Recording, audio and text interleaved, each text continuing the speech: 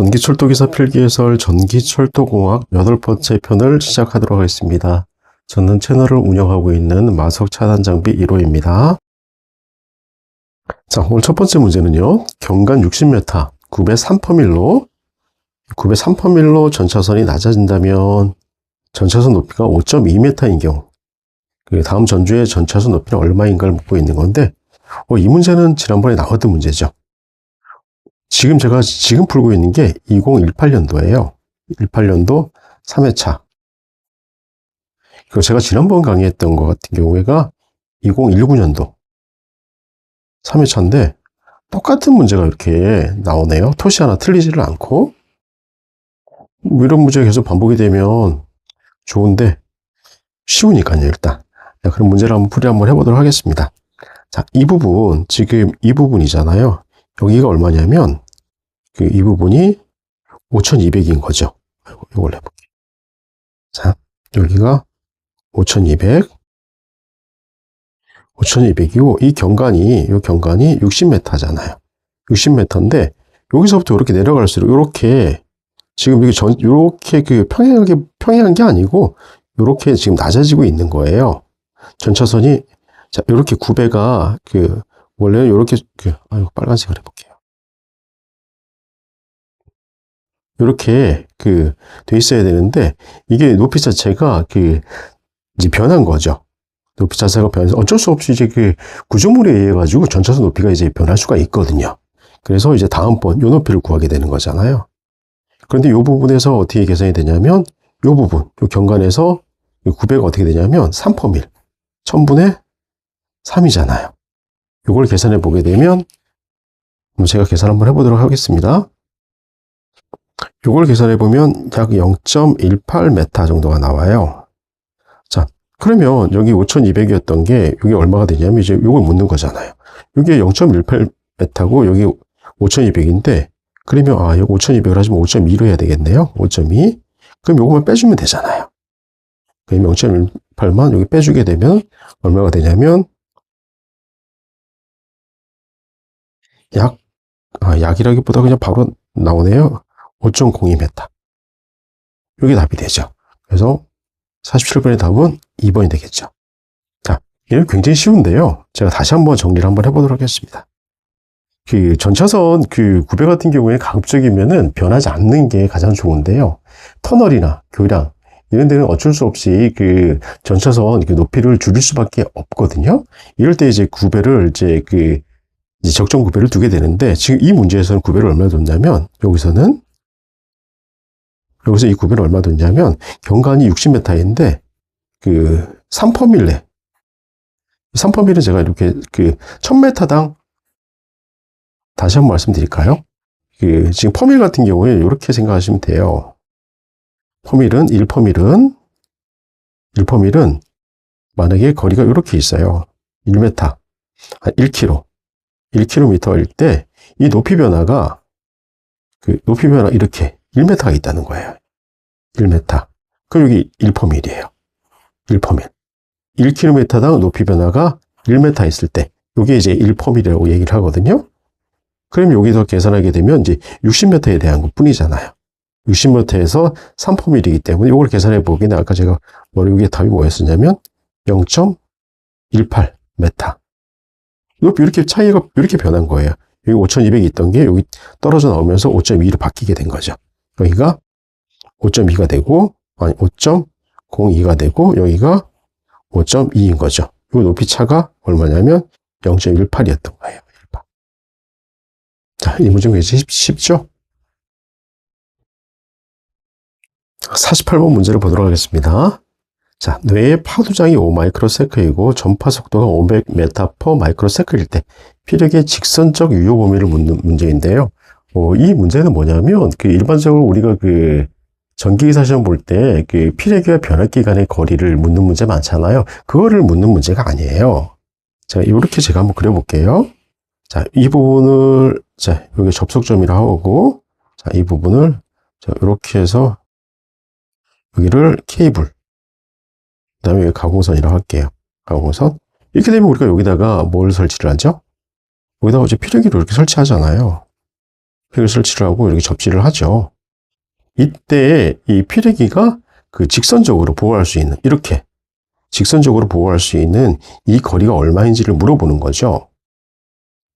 그리고 지금 제가 여기 떠온 얘는 어디 거냐면 그 철도공단이라고 있잖아요. KR 그 설계 편람에 있는 내용인데요. 편람에 보게 되면 그 피레기의 직선적 유효 범위를 그 구하는 식이 이렇게 나와요. 이렇게. 자, 그럼 여기서 계산 한번 해볼게요. 뭐 쉬운 거죠. 이 같은 경우에는 L은 직선적 유효 범위를 L이라고 하게 될 때, 자, 이제 반을 나눌 거예요. 그 다음에 C가 전파 속도잖아요. 자, 그 뇌의 파두장이고 전파 속도가 아까 뭐라고 그랬냐면 500이라고 그랬어요. 500.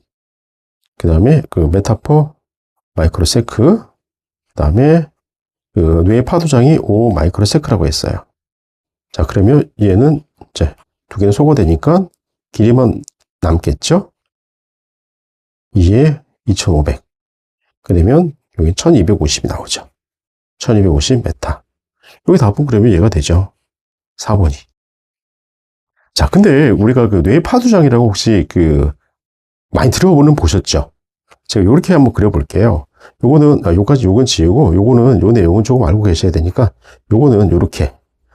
그럼 1200, 금방 요거 제가 그 빼먹었는데, 1250이 어디냐면, 요 거리예요. 요 거리, 각각. 1250. 요 거리만 보호된다는 거예요. 1.25km씩. 피레기가 설치된 위치에서, 피레기 설치 위치에서 좌우로 이렇게 1250 메타까지만 보호할 수 있다. 자, 밖에서 치는 걸 보호를 하지 못한다는 거예요. 자, 그리고 얘가 제가 요거 뇌 파두장 요거만 제가 한번 이렇게 말씀을 드릴게요. 요 같은 경우에는 뭐 그 인터넷 검색 많이 해보면 충분히 아실 거라 뭐 안 그려봐도 되는데, 그래도 강의에 들어왔으니까 이제 요런 거는 충분히 한 번은 자주 제가 좀 그릴 것도 같아요. 요렇게. 저희가 뇌 파형 곡선을 때 보통 요렇게 많이 그리잖아요. 이렇게 많이 그려서 그 전압파 같은 경우에는 요렇게 10%, 그죠? 전압 같은 게 30%죠. 전압은 여기 한 30%, 제가 좀 찍을게요. 30%, 근데 90%. 이렇게 찍어서 요렇게 내리잖아요. 흰색으로. 자, 요렇게. 이렇게 내렸었을 때, 요 점하고, 최대점이 여기죠? 근데 여기 귀약 원점. 요 거리가 우리가 파두장이라고 그러잖아요. 여기 지금 얘가 뭐라 그랬냐면, 그 뇌 파두장이 50이라고 그런 거예요. 요 거리가. 뇌 파두장 5 마이크로세크라고 그런 거예요. 저희가 지금 잘 알다시피 요 같은 경우에는, 전압파형 같은 경우에는, 여기가 30, 요거 잘 알고 계셔야 되잖아요. 여기가 30이고. 요 위에 점은 전부 다 90%예요. 90%점, 30%점이고, 전류 같은 경우에는, 만약에 여기가 전류면 여기 10이에요. 전류 같은 경우에. 전류파형 같은 경우에는. 제가 전압파형을 하기 때문에 점을 찍어서, 이렇게, 이 부분을 이렇게, 점 두 개 연결하는 선을 그은 거고, 이제 수평선과 연결된 요 점하고 이렇게 해서, 위에서 이제 내려온 그 최고점 있죠? 최고점에서 이렇게 그은 요 거리. 요게 그 뇌의 파두장이 되고, 요게 얼마였냐면, 5 마이크로세크. 보통 뇌의 파두장 같은 경우, 충격 파두장 같은 경우, 우리 가장 많이 쓰는 게 이거잖아요. 1.2 곱하기 50 마이크로세크. 요거잖아요. 1.2 마이크로세크 동안 이만큼 급격하게 빨리 올라가잖아요. 지금 5 마이크로세크를 해놨는데, 이거보다 많이 느리죠. 요런 거예요. 자, 피레기 직선적 유효 범위 요 개념 아시겠죠? 이제 그렇게 되면 분명히 그 피레기가 설치된 위치에서 좌우로 이렇게 이 값에 의해 가지고 결정이 된다. 이렇게 하시면 될 것 같습니다. 49번으로 넘어가도록 하겠습니다. 자, 49번 문제는요. 지난번에 유사한 문제가 나왔었는데요. 다시 한번 정리 한번 해보도록 하겠습니다. 자, 전차선 110 스퀘어의 아크 전류가 3000A라면 전차선의 단선 시점은 몇 초인가 묻고 있는 건데요. 전차선 제가 한번 그려볼게요. 전차선 일본어로 한번 그려보시는 게 좋아요. 전차선 이렇게 생겼어요. 이렇게.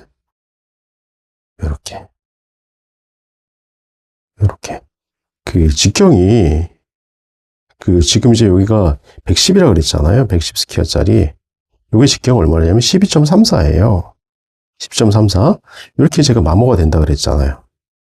이렇게 마모가 됐을 때 그 허용 장력에 따라 달라진다 그랬잖아요. 자, 만약에 1.2톤을 쓴다고 하게 되면 이게 8.5mm까지 남아야 돼요. 그런데 만약에 이거를 내가 1톤으로 땡길 거야 하게 된다면 이거 더 쓸 수 있어요. 7.5mm까지. 이런 거거든요. 이런 게 실제적으로 전류가 이만큼 흘리잖아요. 이거에 한 10분의 1 정도밖에 안 흘러요. 10분의 1 정도밖에. 그러면 10분의 1 흐르는 전류로는 단선이 생기지는 않잖아요. 더군다나 이제 아크 전류잖아요. 일반적인 전류가 아니라 아크 전류라는 거는 우리가 용접할 때 생긴 아크 있잖아요. 아크 같은 경우에는 실제로 생기면서 이게 아크도 저항 성분이다 보니까 이게 뭐라 그래야 되죠? 이게 용접할 때 이렇게 쇠를 파먹는 것처럼 그런 현상이 생기는 게 아크 전류잖아요. 자, 요건 이제 간단한 계산을 이렇게 해서 한번 해볼게요, 그러면. 자, 이건 제가 지난번 식을 어떻게 표시했냐면, 요렇게. 요거 아크 전류죠? 요렇게 표시할까요? 잠깐만요. 자, 전류인데, 아크 전류 곱하기 T. 요게 750. 요 식이라 그랬죠. 자, 그러면 이게 물어보는 게 오늘 뭐냐면, 단선 시점이 몇 초인가 물어보는 거죠. 그럼 T에 대해서 풀게 되면은, 750은 그대로 상수니까 두고, 요게 이제 아크 전류가 얼마였냐면 3000이었잖아요. 요걸 계산해 보면은 얼마가 나오냐면, 0.25가 나올 거예요. 0.25초. 자, 요 시간이 이상되면, 0.25초 이상이 되면, 요 값 이상이 되면, 이거는 전차선은 단선이에요. 자, 고정전류가 지금 이 문제가 이렇게 나왔으니까 그렇지만은, 보통 3카까지는 제가 나온 거는, 맛보지는 못한 것 같아요. 한 1500, 2000 미만 정도는 이제 고정전류가 뜨는 걸 자주 봤는데, 접해봤는데, 3000A까지는, 3가까지는 보지는 못한 것 같아요. 자, 그럼 제가 요렇게 한번 해볼게요. 만약에 3000이 아니라 더 큰 전류가 들어왔다가 한번 가정을 한번 해볼게요. 자, 이렇게, 3000이 아니라, 이렇게 한번 해볼까요? 3만, 750. 그렇게 되면 0.025초잖아요. 이 안에 차단이 되지 않으면, 전차선은 단선이라는 거죠. 그죠? 근데 이런 거는 실제적으로 이거 같은 경우에는 해보게 되면, 자, 요거는 약 한 25ms 정도 되잖아요. 근데 이거는 차단할 수가 없어요. 이렇게 큰 전류가 생기면. 우리가 일반적으로 보호계정기 같은 경우에 동작하는 최대 시간이, 가장 빠른 시간이 얼마냐면, 한 40ms. 디지털 보호계정기가 가장 빠른 시간이 요즘 거 같은 경우에는 더 빨리 나오는지 모르겠는데, 제가 알기로 가장 빠른 게 40에서 50ms거든요. 그 다음에 차단기도 지금 말하는 이제 전차선에 사용되는 같은 경우에는 지금 25kV 이상 특고압이잖아요. 여기 차단기 같은 경우에는 보통 얼마짜리 쓰냐면 3사이클 차단기를 써요. 3사이클 차단기. 요거 계산해 보면 50ms예요. 그러면 요 값 자체가 이렇게 계산해 보게 되면, 자, 빨라야 90ms 아니면 100ms잖아요. 그렇죠? 자, 요거는 말도 안 되죠. 3만 암페어 흘린다는 거는. 자, 이때는 요 같은 경우에 충분히 하고도 남죠. 이 같은 경우에는. 자, 요 0.25 같은 경우에는 250ms잖아요. 250ms까지 흘러도, 자, 250ms까지 흐르게 내버려 두지도 않아요. 왜냐하면 차단기가 이렇게 동작을 하니까 보호계정기가 최대 50ms에서 연산을 해버리고 차단기 동작시켜 전차선 끊어질 수도 있어. 이렇게 일을 하고 차단기 동작시키는데 총 시간이 100ms인 거죠. 그렇기 때문에 얘는 3000A 흘러도 전차선은 단선이 되지는 않아요. 근데 만약에 이게 보호를 놓쳐서 보호를 할 수가 없어가지고 실기를 해버리게 되면은 전차선은 끊어지게 되죠. 자, 이해가 되셨을 거라 생각하고요. 50번은 넘어가도록 하겠습니다. 자, 50번 전차선로의 섬락보호지선 시설에 대한 설명으로 틀린 것을 묻고 있는데요. 굉장히 좀 어렵죠. 섬락보호지선. 이 말 자체가 굉장히 어렵고, 제가 지난번에 말씀을 드렸었어요. 섬락보호지선은 이런 거라고. 섬락보호지선, 요거는 FPGW라고. 뭐냐면, 플래시오버,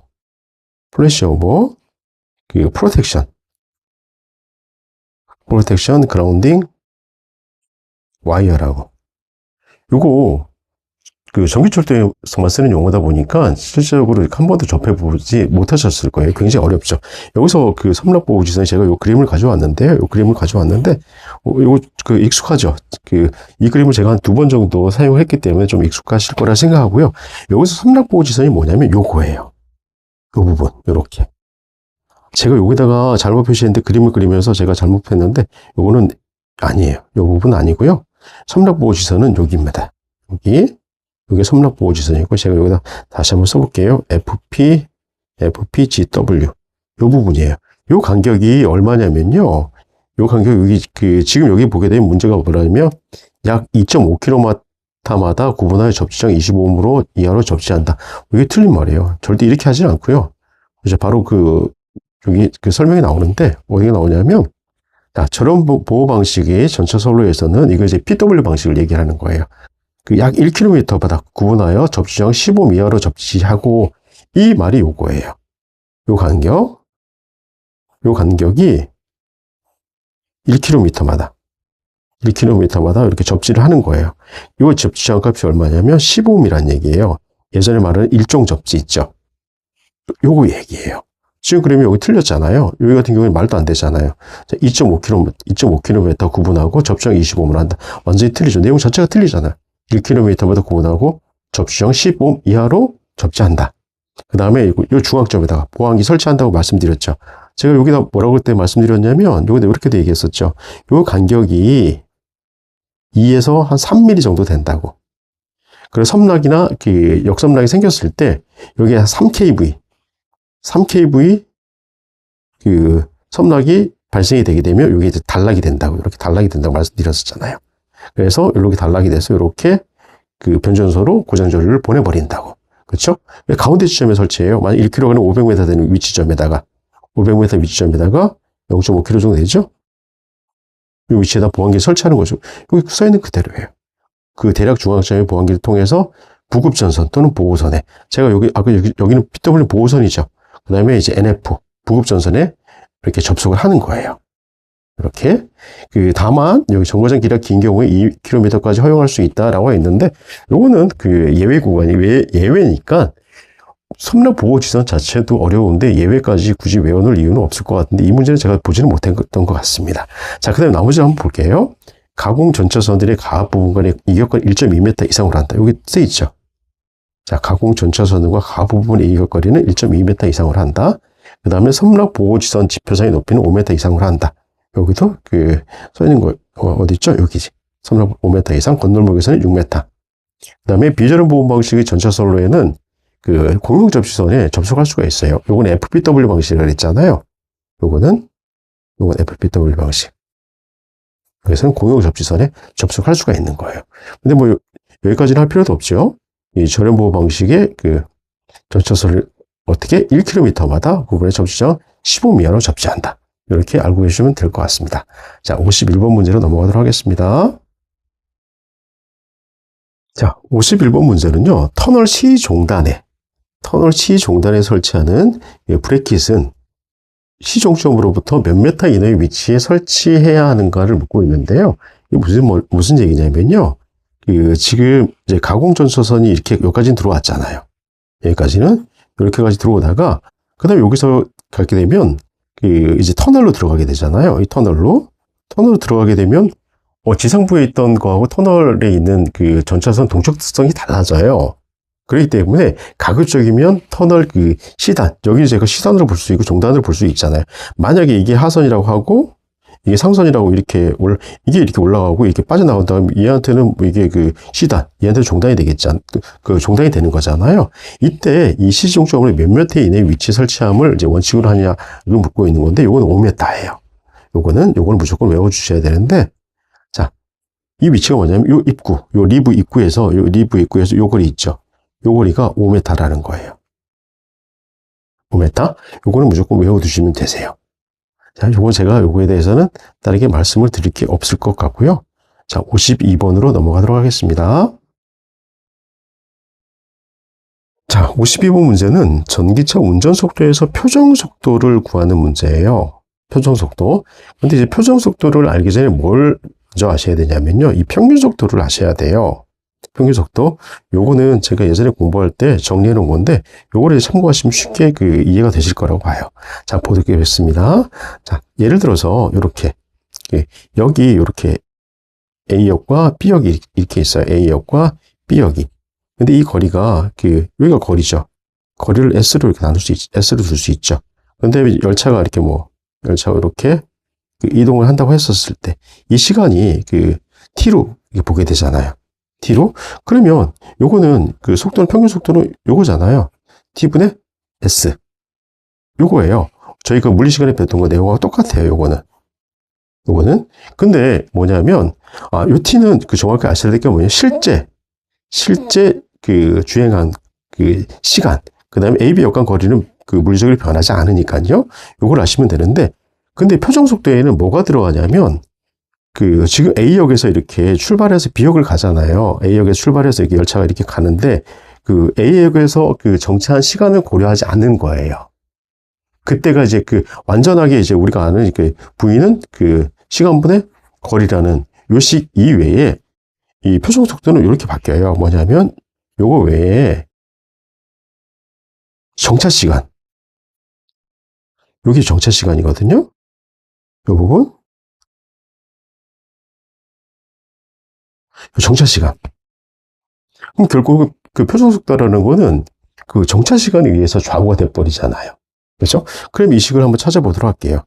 이 식을 찾아보면 52번 같은 경우에 답이 뭐냐게 되면 요게 되겠죠. 그렇죠? 그래서 제가 여기다가 뭐라고 정리해 왔냐면, 이 표정 속도는 실제적으로 이제 상업적인 속도, 커머셜 스피드라고 얘기를 하거든요. 이 표정 속도를 얼마나 높이느냐에 따라 가지고 이제 고속 이제 운전도 되고, 그다음에 여행의 쾌적성도 생긴다고 하더라고요. 여기 보게 되면 이제 이런 거죠. 여기 보게 되면은 이제 표정 속도 결정 시 고려 사항인데, 이렇게 노선 조건, 주행 조건, 차량 조건들을 검토해야 되는 건데, 요 시간만, 이 정차 시간만 줄일 수 있는 방향이 생기게 되면 이 표정 속도가 굉장히 올라가 버려요. 표정 속도를 올리지 못하게 되면 철도공사 같은 경우에는 적자를 굉장히 많이 안게 되는 거죠. 무조건 표정 속도를 올려야 되는 거죠. 가급적이면 정차 시간을 줄이는데 무조건 정차 시간을 줄일 수도 없잖아요. 그죠? 정차 시간을 줄이는 방법 여러 가지가 있지만은 나중에 또 표정 속도에서 표정 속도 향상을 시킬 수 있는 방안에 대해서 이제 순지를 구하는 그런 문제도 있을 거예요. 그때 따로 말씀을 드리겠지만, 자, 지금 이 두 가지. 평균 속도 같은 경우에는 무조건 우리가 물리시간에, 중고등학교 물리시간에 배웠던 것처럼 시간분의 거리고, 그 다음에 표정 속도 같은 경우에는 이 식에다가, 기본적으로 이 식에다가 정차 속도, 정차 시간을 하나만 더 더해서 계산하시면 이제 표정 속도가 나오는 거예요. 별로 어렵지는 않으리라고 생각됩니다. 자, 53번으로 넘어가도록 하겠습니다. 자, 53번은 가공 전차선로의 기계적 구분계소 에어 조인트에 대해서 묻고 있습니다. 에어 조인트에 사용되는 커넥터를 오는 것은, 이건 굉장히 좀 쉬워요. 근데 이거를 지금 설명하기 앞서서 제가 요거 먼저 한번 말씀을 드릴게요. 자, 이런 A역과 B역이 있어요. 아직 전차선, 전철화가 되지 않은. 그래서, 요렇게 거리가 얼마냐면, 한 10km 정도가 되는 거예요. 10km 정도? 근데 여기다가 만약에 전차선을 이제 깔리고 전주를 세우고 이렇게 하는데, 여기서부터 이렇게 어느 회사에서 바로 이렇게 다이렉트로 이렇게 처음부터 A역에서 B역까지 다이렉트로 이렇게 전차선을 깔아버리려고 하는 거죠. 너무 쉽잖아요. 깔아버리게 되면. 중간에 뭐 이런저런 장치가 필요도 없고. 너무 간단하잖아요. 보수도 너무 쉽고, 시공도 너무 쉬운데. 근데 이렇게 할 수 없는 이유가 있잖아요. 뭐가 있냐면, 선팽창 계수라는 게 있어요. 선팽창. 제가 바로 다이렉트로 선팽창 계수라고 얘기했는데, 동해 선팽창 계수. 이거로 말씀을 드리는 건데, 모든 금속 재질 같은 경우에는 신축을 하잖아요. 온도 변화에 따라서 신축을 하는데, 우리도 10도씨 기준으로 해서, 이 동 같은 경우에 1.7 곱하기 10의 마이너스 5승. 요거 다른 말로 하게 되면 100m당 1.7mm의 변화가 생겨요. 이게 100m당. 그러면 이게 10m, 10km라고 하게 되면 어마어마하죠. 그 다음에 여기 제가 금방 10도씨 기준이라고 했잖아요. 10도씨 기준. 이게 지금 같은 경우에는 40도씨까지 바뀌고 겨울철에는 영하 20도, 25도까지 내려가는데, 그러면 이 배율에 따라서 신축이 어마어마하게 늘어나거든요. 그렇기 때문에 이렇게 할 수가 없어요. 이렇게. 이렇게 가선을 할 수가 없고, 어떻게 가선을 하게 되냐면, 이렇게 가선을 하는 거예요. 여기서부터 시작할 때, 이렇게. 자, 그, 최대 1.6km 잘라요. 이렇게. 이렇게. 이렇게 자르는 거죠. 최대 얼마냐면, 잠깐만 다시 말씀드리면요. 여기 1.6km예요. 최대. 자, 이 개수가 맞는지 모르겠지만은, 이렇게 해서 이 10km 구간을 잘라서 가는 거예요. 이렇게. 잘라서. 근데 여기에 들어가는 게 뭐냐면, 여기 같은 경우에 그러면 전기가 흘러야 되잖아요. 전기가 이제, 제가 요거 지우고 다시 말씀드릴게요. 이렇게. 자, 전기가 이렇게 흘러야 되잖아요. 이렇게. 전기가 끊어지네요. 전기가 이리로 갈 수가 없어요. 여기까지. 그때 뭐냐면 여기다가 이제 에어 조인트라는 간격은 벌려주고요. 실제적으로. 이게 기계적인 이제 구분을 하는 거예요. 기계적인 이제 선팽창에 의한 이런 가선 간의 이제 경합을 막기 위해 가지고 이게 잘라주는 대신에 정기적으로 연결해 주는 거죠. 뭘로? 균합선으로. 이렇게. 이 균합선으로. 이런 걸로. 지금 보기엔 TMMT예요. 전차선에서 시작해서, 자, 다시 볼게요. 전차선이 시작해서 조가선으로 갔다가 다시 조가선으로 갔다가 전차선을 물리는 이런 TMMT 균합선을 설치를 하거든요. 여기다가 어디다 하게 되냐면요. 요 위치에다 하게 돼요. 여기다가 이렇게 맞아요. 이렇게. 그렇게 되면 전류 흐름이 어떻게 생기죠? 자, 이렇게 갔다가 이렇게 A역에서 B역까지 전류 흐름이 한 번도 멈추지 않고 가게 되죠. 이게 바로 에어 조인트예요. 다른 게 아니고 에어 조인트 같은 경우에는 시공의 편리성, 그 다음에 유지보수할 때 이게 아까 말씀드린 것처럼 분명히 기준 온도에서 변화, 이런 것 때문에 그 다음에 또 다른 이제 전차는 일방적으로 흐를 수도 있거든요. 이런 것들 유지보수를 좀 용이하게 위해 가지고 무조건 이렇게 최대 1.6km마다 이렇게 잘라서 가선을 하게 되는데 그거를 에어 조인트라고 하는 거예요. 이때 사용되는 커넥터를 뭐라고 얘기하냐면 금방 말씀드렸다시피 TMMT 여기 설치가 되어 있어요. 이렇게. 요 위치가 요거예요. 요 위치가 요거예요.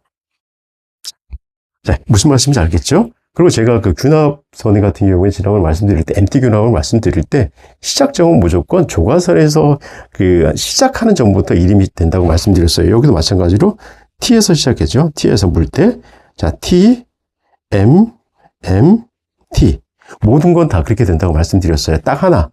나중에 터널에 쓰는 MT 균합 이외에는 전부 다 TM 균합 이외에는 전부 다 이렇게 시작하는 전부터 제가 요런 것도 한번 말씀드린 적이 있어요. 잊어버리실 수 있으니까 이렇게 요크에 이렇게 장력이 이렇게 달릴 때가 있어요. 이렇게 달릴 때가 있는데 여기서 쉐기형 클램프 이렇게 설치를 해가지고 요렇게 설치가 됐거든요. 뭐가? MT 균합이. 여기 시작한 게 여기서 자르지 않고 여기다 바로 문 거예요. 선을 자르지 않고 여기 이제 MT 균합이 되는 거죠. 시작이 여기서 온 거예요. 이게 MT로 보았냐, TM으로 봐야 되느냐, 요게 가끔 직원들 간에도 이제 묻는 경우가 있어서 제가 요거 정리를 해주는데 요건 여기서 시작한 거예요. 자르지 않고 이렇게 해서 제가 요번 사진을 한번 찍어서 다시 한번 이제 균합선을 할 때 다시 한번 이제 말씀을 드리도록 할게요. 요런 거예요. 그 다음에 여기에 쓰는 거는 이제 이 선의 종류가 뭐냐면요. 종류도 좀 아셔야 돼요. 이 종류는 뭐냐면, 여기 쓰이는 종류는 연동연선 써요. 연동연선. 요걸 바꿔볼게요.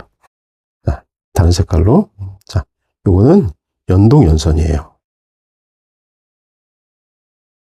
작업성이 굉장히 좋아요. 연동연선 95스퀘어죠? 95스퀘어. 연동연선 95스퀘어. 나머지 같은 경우에는 전부 다 이거 TMMT 또는 TMMM. 요거 외에는 전부 다 경동연선을 써요. 경동연선, 연동연선, 이거 두 가지를 쓰거든요. 근데 이거 TMMT하고 요거 TMM만 그 연동 연선이고 나머지 전부 다 경동 연선인데 이 차이는 뭐냐면 요거는 그 소전 하나하나당 그 이제 경도가 좀 달라요. 이제 그 뭐라 하냐면 그 기계적인 용어로 얘기하면 담금질을 했다고 해야 되죠. 하드닝을 했기 때문에 요거는 이제 굉장히 그 다루기가 좀 힘들어요. 경동 연선 같은 경우에. 연동 연선은 그 흐물흐물해요. 그렇게 참고하시면 될 것 같습니다. 자, 오늘은 53번까지 하고 다음 강의에서 만나 뵙도록 하겠습니다. 감사합니다.